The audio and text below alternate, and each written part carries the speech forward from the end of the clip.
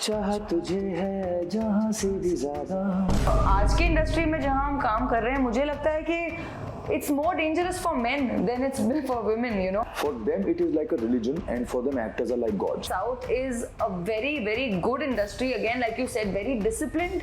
15 करोड़ की फिल्म 400-500 करोड़ का बिजनेस कर जाएगी, कौन सोचेगा? If there is something like a casting couch, और अगर किसी को लगता है कि you know कि अगर ये चीज हुआ तो ही this person is going to deserve a film.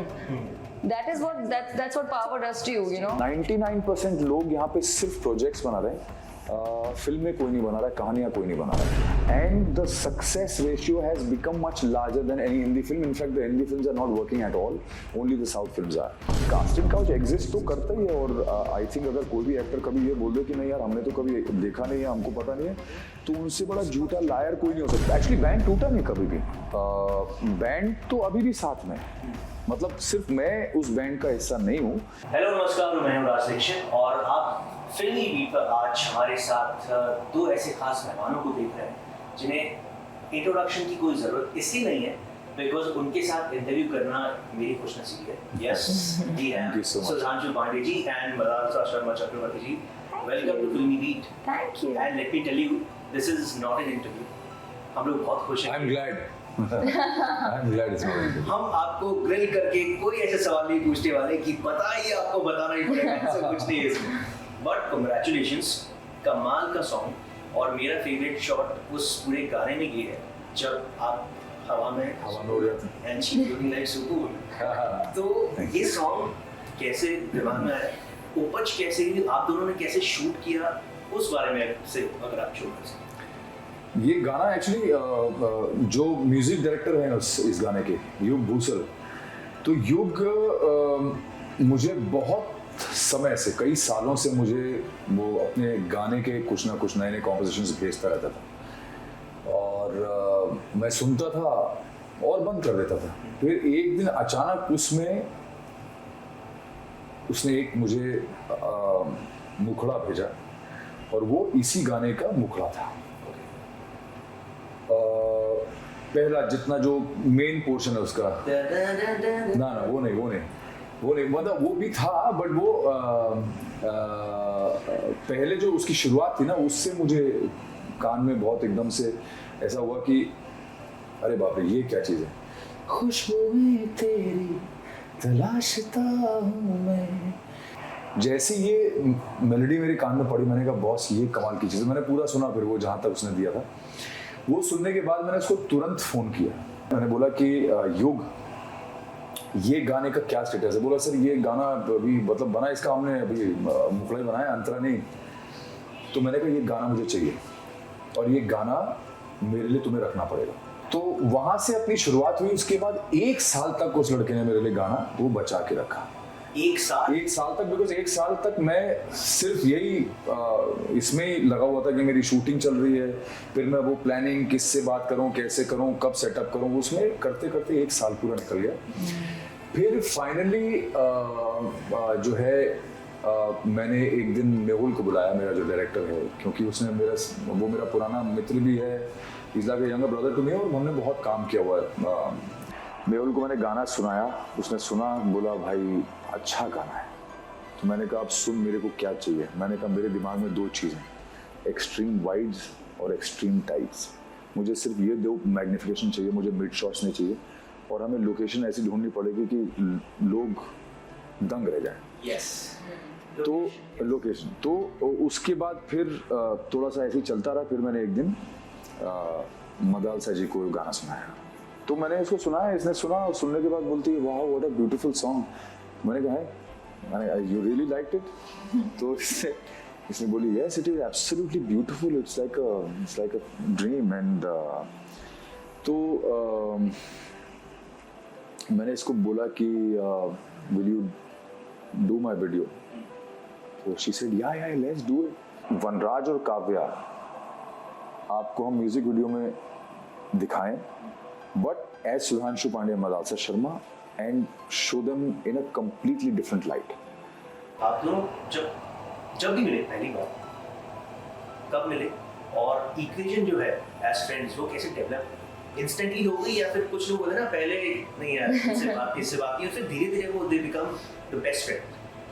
हम पहली बार जब मिले थे तो हवन हो रहा था हमारे शो का शूटिंग का फर्स्ट डे। यस, वो हर एक ऑस्पिशियस इवेंट पर हवन रखते हैं एंड तो हवन का टाइम था, मुझे याद है मैंने मास्क पहना हुआ था एंड मैं हवन की तरफ जा रही थी एंड हवन हो रहा था, राजन सर बैठे थे, हमारी सारी टीम है and I think he was sitting आगे, मैं इनके पीछे बैठी था, मुझे पता नहीं था सामने बिकॉज हवन में ध्यान था ना, तो I was like okay fine.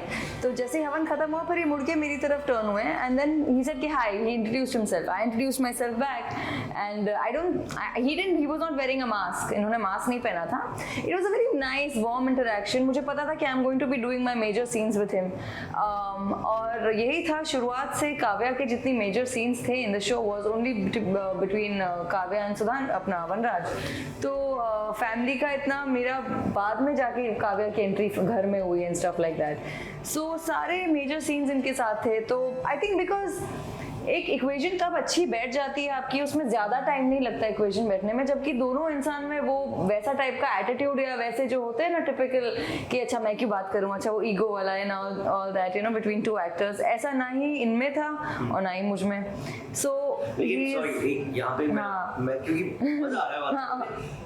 आप जब सर को देखते हैं कोई भी बंदा तो लगता है यार क्या पर्सनैलिटी एटीट्यूड तो होगा।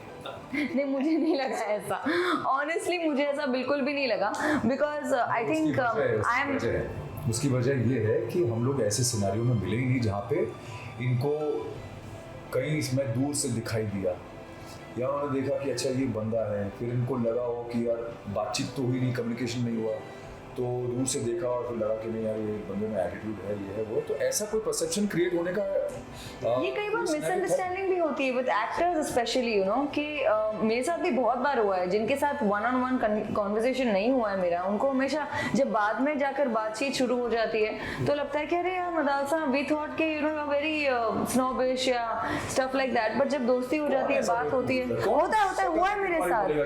नहीं, जिनके साथ बातें नहीं होती, जो यू नो यूजुअली थोड़ा they're not in the same vicinity, stuff like that, ऐसा होता है, कई बार होता है। तो answering your question, I didn't get that vibe from him at all, क्योंकि he's a very sweet man and you know उनका he's got his set things जो कि वो करते हैं as an actor also, so very grounded again and a sweet human being, you know, and साथ में काम करते करते हमारा वो एक बॉन्ड डेवलप हुआ, एक दोस्ती हुई और फिर दोस्ती से एक साल हो गया शो को, 2 साल हो गया, अब 2.5 साल हो गया, so it's been a long journey and इस जर्नी में there is a lot of 3 साल हो जाएगा जुलाई में, यस ऑलमोस्ट, हाँ। तो आई डोंट थिंक दोस्ती हमारी इतनी अच्छी और इतनी गहरी होती अगर ये वैसे इंसान नहीं होते जैसे कि ये हैं। तो हाँ, that's the thing, right? तो बेसिकली हमारी दोस्ती का पूरा क्रेडिट मेरे को है। मुझे भी तो जाता है, ताली एक हाथ से थोड़ी बचती है यार, याद रखना तू, दोस्ती एक हाथ, ताली एक हाथ से बचती है क्या? दोस्ती हाँ, दोस्ती हमारी है, मेरी है। एक और चीज आप दोनों के बीच में कॉमन है, वो ये कि आपने बहुत सारा काम किया है, चाहे आप टेलीविजन की बात करें, चाहे आप बॉलीवुड फिल्मों की बात करें, साउथ की फिल्मों की बात करें, आपने वो सभी चीजें की है। तो जो एक मेजर डिफरेंस है, अगर मैं आप दोनों से पूछूं, when you work with these three platforms, these three genres, तो डिफरेंस क्या है, तीनों की क्या खास बातें हैं और सबसे बेस्ट काम क्या हम साउथ में बोले, बिकॉज पहले बोलते हैं डिसिप्लिन और कमाल था, ऑफ कोर्स, तो वो डिफरेंशिएशन क्या होगा अगर आप दोनों ही बताएं? मैंने तो अपनी करियर की शुरुआत साउथ से की थी, सो तमिल, तेलुगु, कन्नड़ा, ये सब मैंने लैंग्वेजेस किए, मैंने पंजाबी भी की, मैंने एक जर्मन फिल्म भी की, तो काफ़ी अलग अलग लैंग्वेजेस में आई हैव वर्कड, हिंदी की फिर बाद में। तो आई रियलाइज कि साउथ में ऑब्वियसली जब आप शुरुआत करते हैं तो थोड़ा सा एक डिफरेंस फील होता है, because it's a change of city, culture change होता है, लोग अलग होते हैं, वर्क एनवायरनमेंट डिफरेंट होता है, लैंग्वेज डिफरेंट होता है, तो उन सब से सिंक में आने के लिए it takes a little time, but after you're in the sync, आप एक फिल्म कर लो, उसके बाद यू नो आपकी लैंग्वेज बैरियर थोड़ी ईजी हो जाते हैं, यू स्टार्ट कम्युनिकेटिंग सबके साथ जो तेलुगु में बात कर रहे हैं, तो आपकी लैंग्वेज थोड़ी बेटर हो जाती है उनके साथ। And if I talk about the working style, तो ऑफकोर्स टेक्निकली वो लोग तो बहुत एडवांस्ड है, उनके एक्शन हो, उनका स्क्रिप्ट बहुत अच्छी होती है, उनकी स्टोरीज अच्छी होती है। Again not comparing it to Bollywood, every industry has its own flavour, south का एक अलग ही फ्लेवर है जो कि अब तो खैर the whole world is recognising it in internationally also. And South में शुरुआत करके I think it was a very good decision for me as an actor because मैंने एक ऐसी जगह पर start किया जहाँ पे language बिल्कुल alien था मेरे लिए.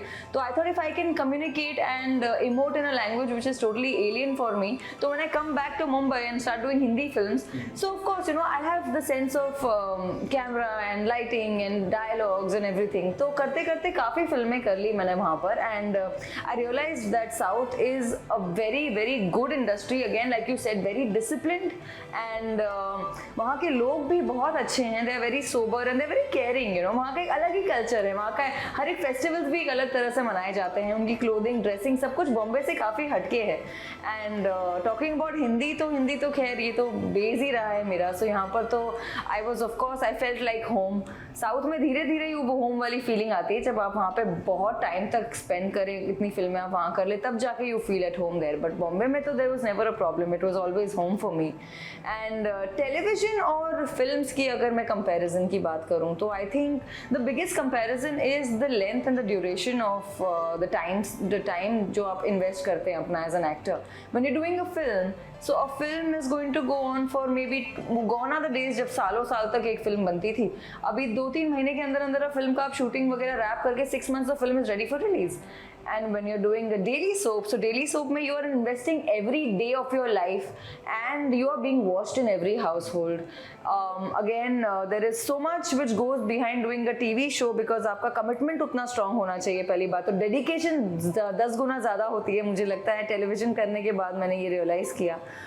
और फिल्मों में और टीवी में मुझे लगता है कि टीवी की जो एक व्यूअरशिप है, it's huge and vast. I think every household, if touchwood your show clicks and becomes a super hit, so you overnight become popular and everybody in every household starts recognizing you, जो कि फिल्मों में होता है but gradually होता है. So I think the difference between films and television is films may be like books in the library which you can cherish always and you can take out and read it. It's always going to be there. But television is like your daily dose of entertainment, जिसके बिना आपका होता नहीं है survival, because you want to watch कि every episode में क्या हो रहा है, and you relate to the characters and you start identifying the characters उस character में, and you उनकी life से आप connect हो जाते हो उस तरह से. So television and films are of course poles apart, but both are a medium जहाँ पर as an actor आपको बहुत कुछ करने मिलता है. So I'm touchwood, I feel fortunate कि मैंने हर एक medium में काम किया है so far.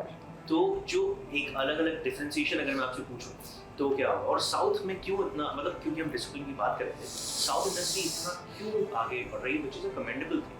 RRR आप देख रहे हैं, अभी और भी कई फिल्में, पुष्पा का इतना क्रेज है जितना शायद किसी बॉलीवुड फिल्म का इस वक्त ना पुष्पा का. तो what is the reason?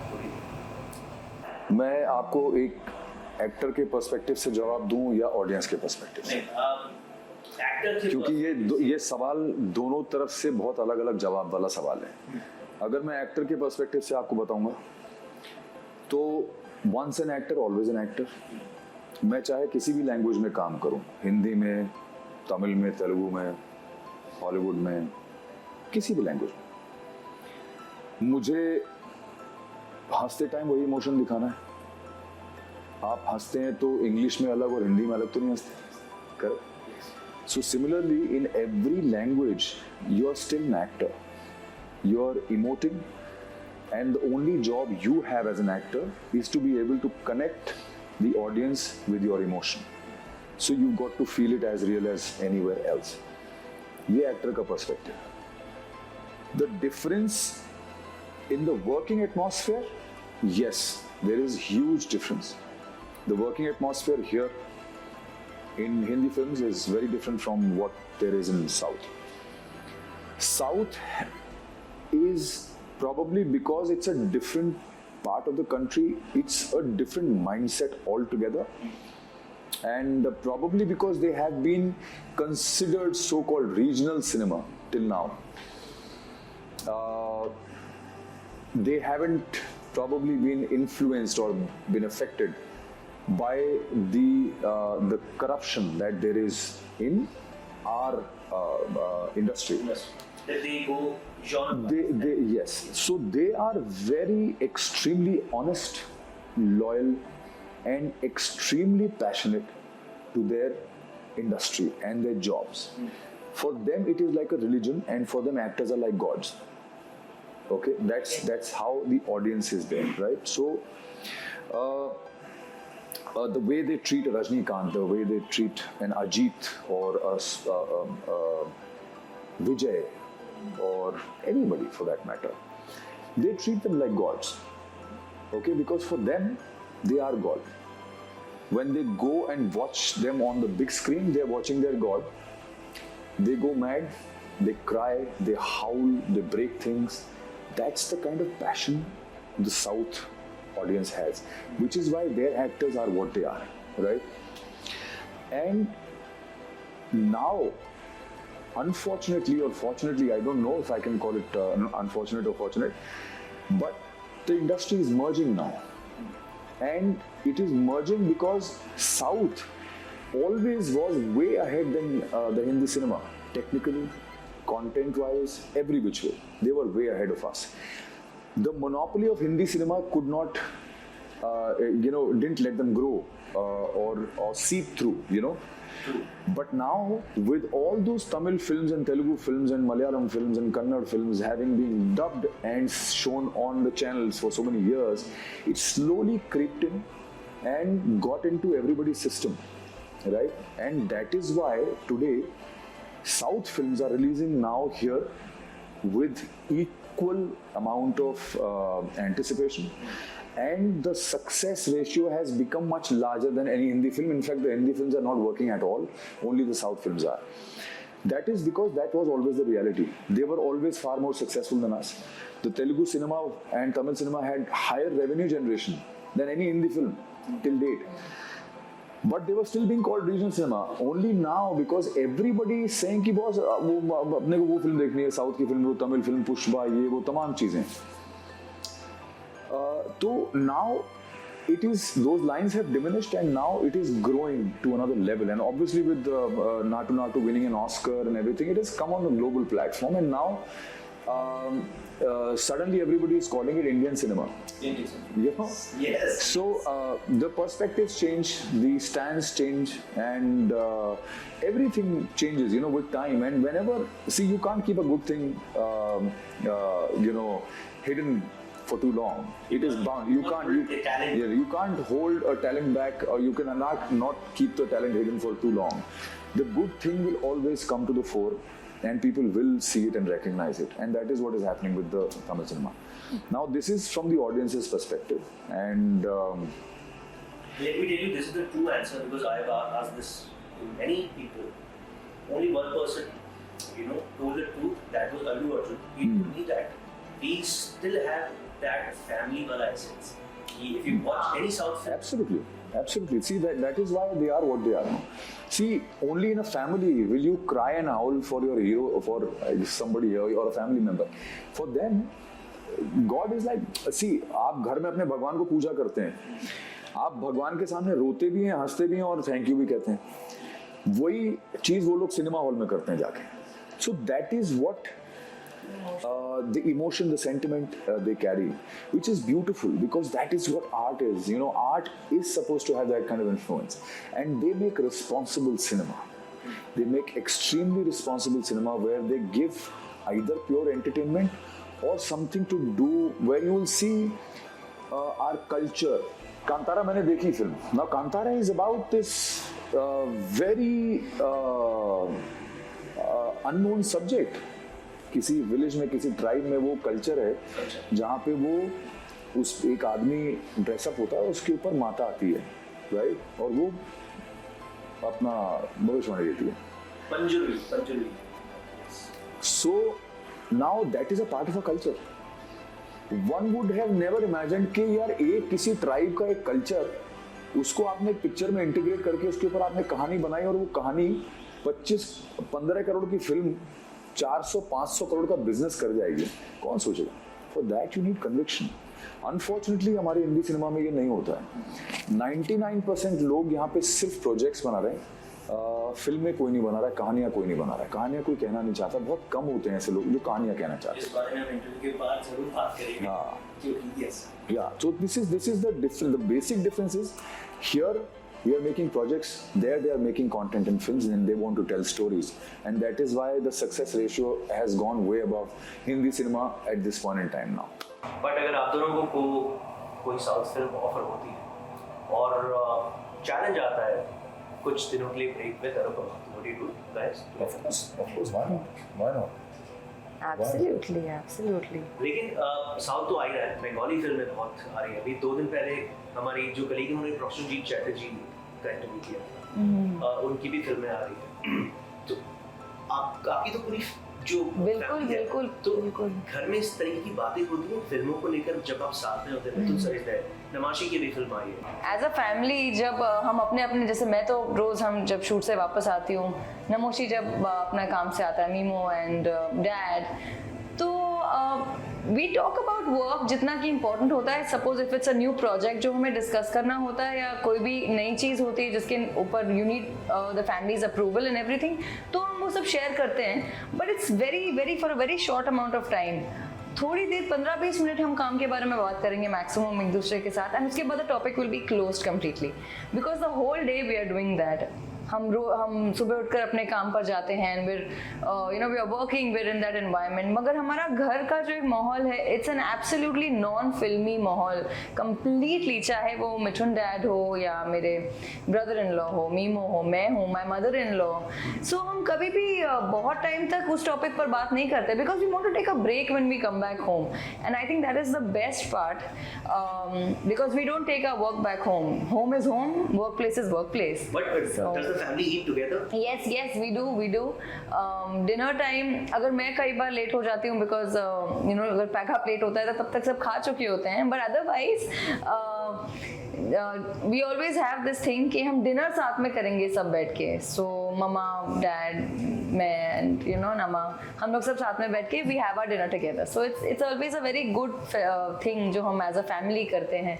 And dad loves cooking, so he cooks. जब भी बॉम्बे में होते हैं he is cooking every day, उनका एक थेरेपी होता है कुकिंग से। अभी भी when I was living home वो किचन में कुछ ना कुछ अपनी बंगाली रेसिपी बना ही रहे थे।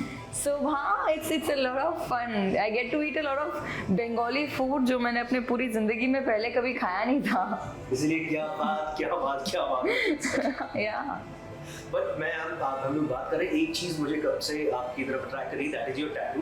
मैंने कहीं सुना है आप शिव जी के बहुत बड़े भक्त हैं। हाँ, मैं शिव को ही पूजता हूँ। शिव मेरे इष्ट हैं और महाकाल को समर्पित हूँ मैं। अच्छा होता है तो मैं खुश होता हूँ, बुरा होता है तो मुझे लगता है कि वो मुझे कुछ सिखा रहे हैं, तो जो भी है वो सब उन्हीं की कृपा से। But two things, surrender हुआ आपने बोला, why it happened, and what is the energy that you get from your इष्ट Lord Shiva? आपको मैं सिर्फ एक छोटा सा जवाब देता हूँ इस बात का कि समर्पण में बहुत बड़ी शक्ति होती है। बहुत कम लोगों को पता है ये बात और बहुत कम लोग समझ पाते हैं इस बात को। समर्पण में बहुत बड़ी, समर्पण सबसे बड़ी शक्ति। तो अगर आप समर्पण करना जानते हैं तो उसके बाद फिर आपको कुछ करने की जरूरत नहीं। बैंड ऑफ बॉयज, वो बैंड वो था बिकॉज मैं उस वक्त आई थिंक 10th-11th में हूँ, मस्ट बी। और हम लोग वो एक जनरेशन होती है ना कि हर लड़की से आपको प्यार होता है। हाँ, और फिर आप हाँ, मुझे भी होता था उस टाइम। तो दैट जनरेशन, हम लोग उस जनरेशन से आए हैं, इतना कमाल का बैंड था। ऐसा क्या हुआ कि धीरे फिर वो गाने आने बंद हो गए, फिर बैंड सॉर्ट ऑफ टूट गया, या फिर जिस स्टेज? एक्चुअली बैंड टूटा नहीं कभी भी। बैंड तो अभी भी साथ में है। मतलब सिर्फ मैं उस बैंड का हिस्सा नहीं हूँ, क्योंकि मेरे साथ एक थोड़ा सा टेक्निकल इशू ये था कि मैं पहले से एक्टिंग कर रहा था, मैं एक्टर था, मेरी पिक्चर आ चुकी थी टेलीविजन पे हो, तो I was already a known name, but उसमें मैं अच्छा खासा कमा रहा था। फिर जब मैं बैंड में आया तो मैंने 3-3.5 साल के लिए अपना वो करियर गिव अप कर दिया एक्टिंग का। तो बैंड्स हमारा इंस्पायर्ड द फैक्ट कि हमारा बैंड इतना बड़ा ग्लोबल हिट था, बहुत बड़ा ग्लोबल हिट था। कंपैरिजन बैकस्ट्रीट बॉयज से होता था इंटरनेशनली हमारा। और आपका जो सॉन्ग है चाँद से भी ज़्यादा गोरी, वो सॉन्ग YouTube पर अभी भी पिक्सेलेटेड है, लेकिन उसके व्यूज हाँ, या वो तो अभी भी हम लोग in fact the best part about our songs चाहे वो मेरी नींद जैसा डांस सॉन्ग हो, मेरी नींद उड़ गई है मेरा चैन, आज भी उस पे लोग रील्स बना के भेजते रहते हैं एवरी अदर डे। और गोरी, चाह तुझे है जहां से भी ज्यादा, तू ही मेरा प्यार गोरी, ये गाने जो है वो आज 20 साल के बाद भी 20 साल 22 साल के बच्चे गा रहे हैं, विच मीन्स कि हमारे गाने जो थे, I think we just struck बुल्स आए कि हमारे टाइमलेस गाने बन गए, एकदम टाइमलेस, एब्सोल्युटली। जैसे मेरा ये मानना है, जैसे ये गाना भी हमने जो बनाया है अभी, दिल की तू जमीन, इसकी मेलोडी भी मैंने इसीलिए ये पिक की है क्योंकि ये इस गाने में वो क्वालिटी है जो पुराने क्लासिक्स, जो जितने भी हिट हुए हैं आज तक के गाने, जितना कोई भी आप पुराना गाना ले लो जिसके आज रीमिक्स पे रीमिक्स बनते जाते हैं, क्योंकि आज की डेट में कोई वो क्रिएट नहीं कर सकता है। उनकी सबसे बड़ी स्ट्रेंथ होती थी कि वो सिंपल गाने थे और सिंपल मीनिंग होता था उनमें, बट बहुत गहरा मीनिंग होता था, सिंपल वर्ड्स होते थे बहुत गहरे मीनिंग के साथ। That is the beauty in our song also. जो लिरिक्स है ना, वो अगर आप सुनेंगे ना, आप 2-3 बार गाना सुनो, आपको एक एक वर्ड टच करेगा हमारे गाने, एक एक वर्ड आपको लगेगा कि इसमें फील है। और मतलब अगर हेडफोन लगा के आप कहीं ट्रैवल कर रहे हो और किसी अच्छी वादी से गुजर रहे हो, तो ये गाने का फील आपको और इनहेंस कर देगा अंदर से, you know, it has that quality and strength. That is why I think the song is also doing well and people are loving it, probably because the combination of the melody and the lyrics is absolutely phenomenal. लोग बात करते हैं casting couch की in industry, लेकिन लोगों को ये नहीं पता कि ये सिर्फ एंटरटेनमेंट इंडस्ट्री तक सीमित नहीं है। आप चाहे आप न्यूज़ चैनल्स में जाए, चाहे आप बिजनेस में जाए, हर जगह वो एग्जिस्ट करती है। Since this industry is more glamorized, so that's why people, It's out there. Exactly. So is it true? Does it happen? कभी आपके किसी friend वो actor की कोई story रही? This is a reality. It's not something जो कि ऐसी चीज़ है कि जो होती है और उसके बारे में बात करना टैबू है. Nothing of that sort. Like you said, ये ऐसी चीज़ है जो कि हर इंडस्ट्री में होती है, हर फील्ड में होती है.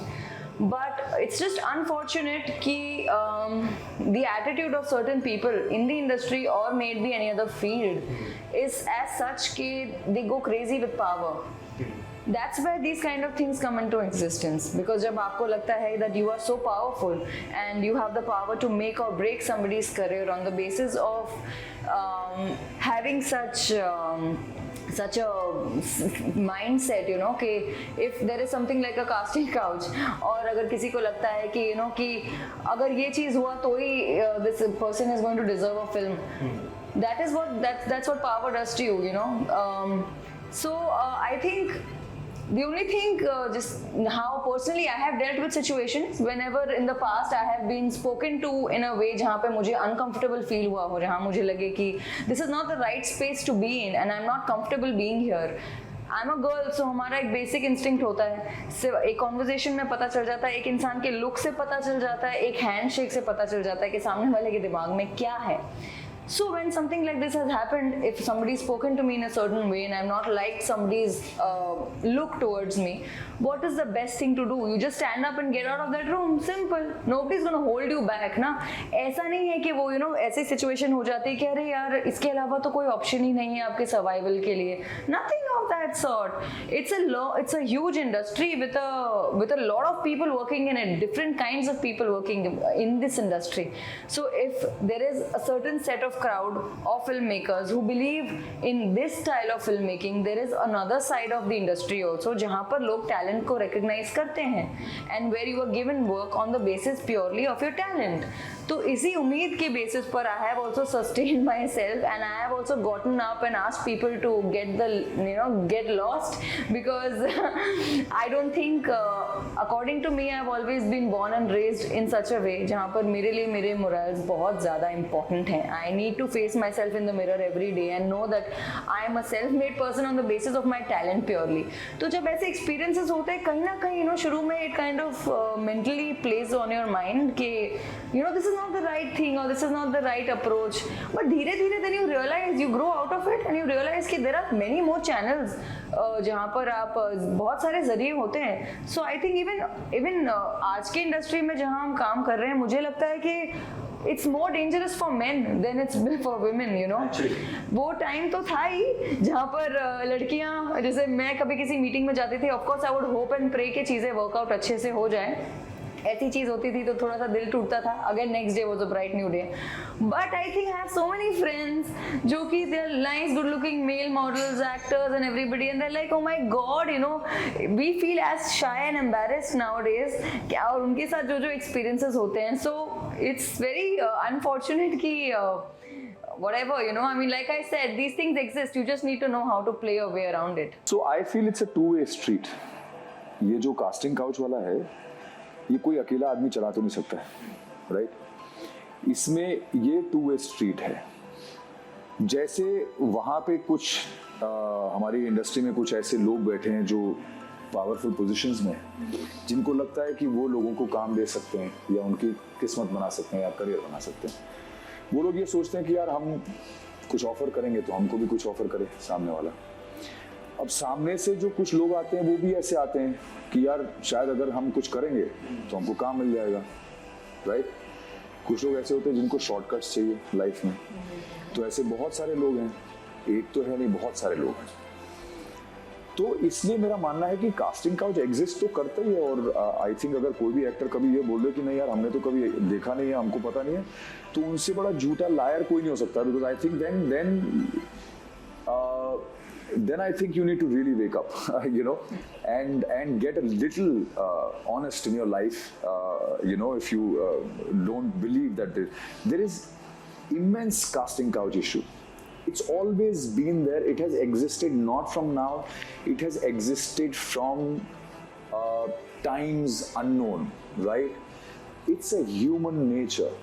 It's a human I would say it's an evil that has always existed. You know, it's not something that कि आज शुरू हो गया कि यार फिल्म इंडस्ट्री है तो आज शुरू हो गया. ऐसा कुछ नहीं है. ये ह्यूमन नेचर है, ये हर जगह एग्जिस्ट करता है. Now it depends on you and me to either accept that or reject it. On that note, I want to thank both of you. इतना वक्त आपने हमको दिया, हमारी ऑडियंस को भी दिया, और उम्मीद करते हैं सॉन्ग जैसा हम बात कर रहे थे, कुछ वक्त बाद जब मैं भी 10 साल बाद भी आपको गाना फ्रेश ही लग रहा हो, ऐसे ही होगा. And wish you all the luck. Thank you so much. Thank you for having us.